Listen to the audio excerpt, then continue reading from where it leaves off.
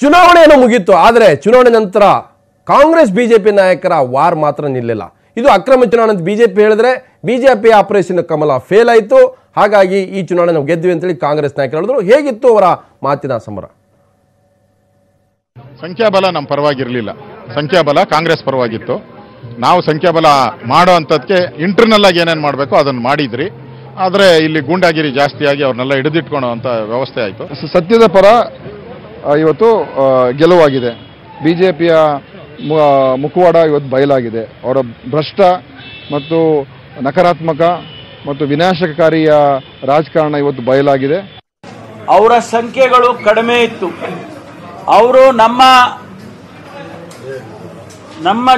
ಮತದಾರರನ್ನ, ನಮ್ಮ ಸದಸ್ಯರನ್ನ ಅನೈತಿಕವಾಗಿ ಅವರು ಕರ್ಕೊಳ್ಳೋದಕ್ಕೆ ಪ್ರಯತ್ನ ಮಾಡ್ತಾ ಇದ್ರು ಕಳೆದ 3-4 ದಿವಸದಿಂದ. ಅದು ಆಗ್ಲಿಲ್ಲ. ಇವತ್ತು ಕಳೆದ 3 ವರ್ಷಗಳ ಹಿಂದೆನೆ ಜನ ಕಾಂಗ್ರೆಸ್ ಮತ್ತೆ ಜೆಡಿಎಸ್ ಅನ್ನು ರಿಜೆಕ್ಟ್ ಮಾಡಿದ್ದಾರೆ. ನಮಗೆ 198ರಲ್ಲಿ 100 ಕೊಟ್ಟಿದ್ರು, ಅವ್ರಿಗೆ ಕೇವಲ 75 ಕೊಟ್ಟಿದ್ರು. ಜನ ಅವರನ್ನ ತಿರಸ್ಕರಿಸಿದ್ದಾರೆ.